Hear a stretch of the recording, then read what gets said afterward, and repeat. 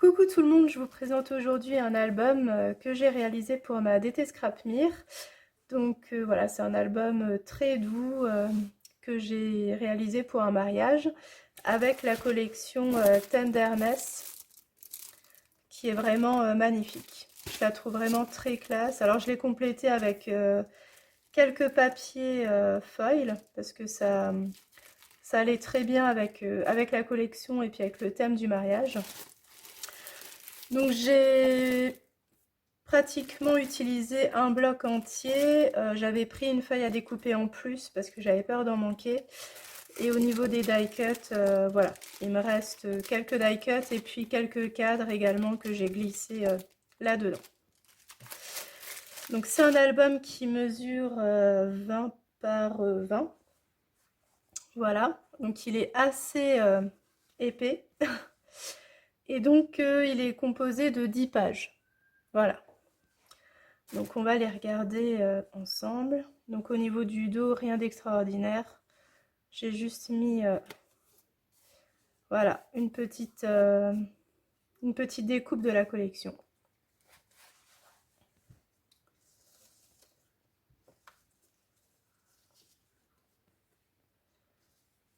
Alors, donc la première page, elle se compose comme ceci. Donc on a un cadre en fait que j'ai réalisé à partir d'un papier effet bois que j'aime beaucoup. Donc il s'ouvre de cette manière. Et ensuite on peut hop, ouvrir le rabat. Donc ici on a de la place encore pour plusieurs photos. Voilà.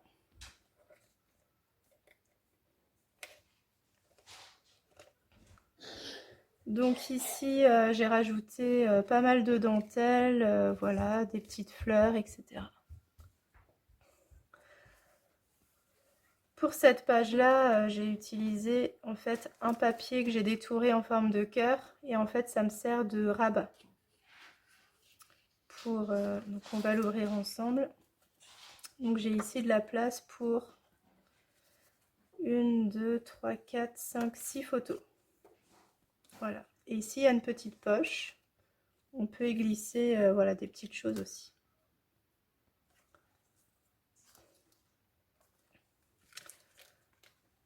Alors pour la page suivante, j'ai créé en fait, comme vous pouvez le voir, un petit ornement mobile. Voilà. Je me suis assez bien amusée. Donc c'est une petite découpe en forme de napperon. Voilà, des petits die cuts de la collection. J'ai rajouté des petites dentelles, etc. Donc ici, il y a l'inscription à Still Fall for You Every Day. Voilà. Et donc on a l'aimant qui permet justement, il faut que je le retrouve, voilà, de maintenir justement la cascade, comme ceci.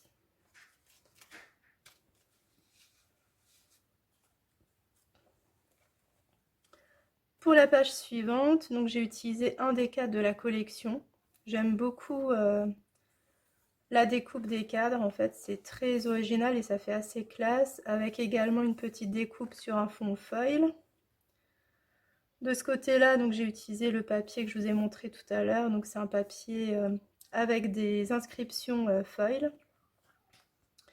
Et on peut également ici y mettre 3 photos.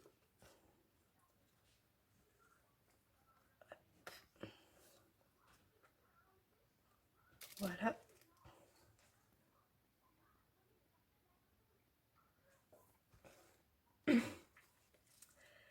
Alors la page suivante me plaît beaucoup aussi.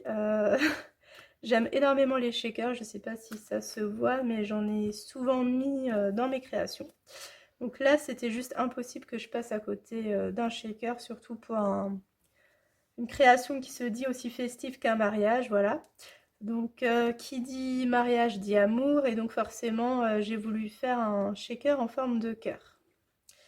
Donc en fait, il s'articule comme ça, donc c'est un shaker qui est posé sur un petit carnet où on peut y mettre 3 places photos.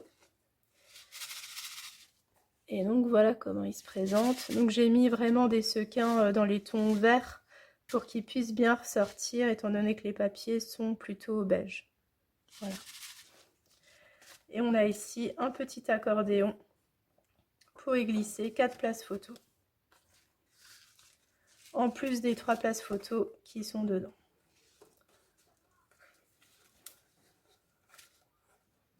Voilà.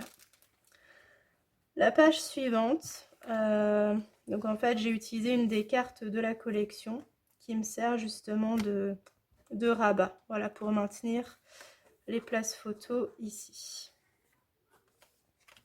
Donc là on peut également y noter des petites choses.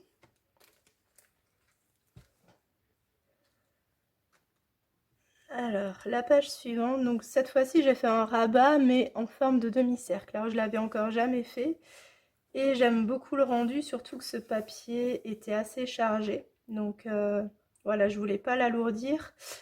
Donc je trouvais que c'était une bonne option en fait de créer un rabat en forme de cercle. Ça crée un petit peu de légèreté avec un papier de fond qui casse justement le motif. Et j'ai utilisé également un joli cadre de la collection avec du foil qui ressort vraiment bien sur ce papier. Voilà. Ici un petit ruban, hop, en chiffon, voilà, qui permet d'apporter un petit peu de texture. Save the date. Et donc, bien évidemment, au dos du rabat, on peut également y mettre une photo ou pourquoi pas des inscriptions. Et ici, on peut remettre une photo si on a envie. Voilà comment ça se présente. Donc cette fois-ci, j'ai voulu changer de principe pour la fermeture au lieu de mettre justement un petit... j'ai plus le nom en tête. Au lieu d'utiliser voilà, ce type-là, j'ai voulu changer justement et partir sur un petit ruban pour apporter un petit peu de légèreté justement à cette page.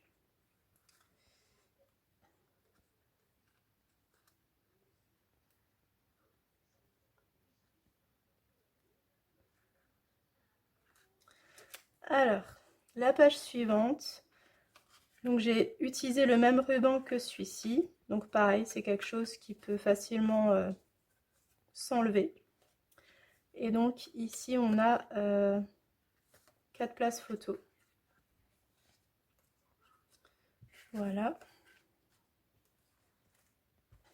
On va passer aux 2 dernières pages. Alors, j'ai utilisé en détail, parce que j'en avais jamais utilisé encore, que j'ai caché en fait sous une des poches. Et ici, j'ai utilisé en fait le gabarit, si on peut dire, du tag. Donc ça permet justement de créer en fait une petite superposition sous le tag. Voilà. Et j'ai également utilisé ce petit mot I love you qui me sert justement de maintien pour cette cascade. Voilà. Je crois que c'est une de mes pages préférées, celle-là je la trouve vraiment très classe. À la fois les découpes, le tag, voilà, il y a pas mal de fold sur cette page. Et alors à côté, donc on a tout d'abord ce joli cadre qui fait partie de la collection également. Il se déroule comme ceci. Et donc on a une petite enveloppe. On peut y glisser, voilà, des petites choses supplémentaires. Et bien évidemment, on ne va pas s'arrêter en si bon chemin. On a encore de la place pour 3 photos. Voilà. Donc j'espère que cet album vous plaira, qui vous donnera également envie de tester ces papiers. Je les trouve vraiment superbes. Voilà, donc si vous avez des questions, n'hésitez pas. Je vous souhaite une bonne journée. Bisous.